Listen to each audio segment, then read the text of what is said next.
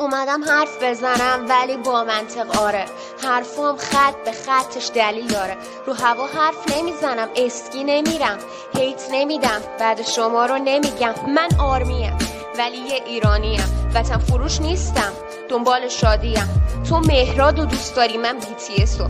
چرا ماجرا رو کشیدی به فن اکسو؟ وقتش جمع کنیم هممونیم بچه بازی ها رو، این هیت دادن ها رو، فن وار سازی ها رو. بذار جواب تو بدم، گفتی اینا کیان؟ سرچ کن، بزرگترین فندوم جهانی هن، فناش میلیونی هن، اونا ابدی هن، واسه 7 پادشاشون جونشونم میدن. ما گرمی رو بردیم که جهانیه، اون وقت استوری کردی BTS کیه؟ بابا بیخیال، تکل واسه رپ ایران. گفتیم اول فنات بعدش ماها کوتا میان.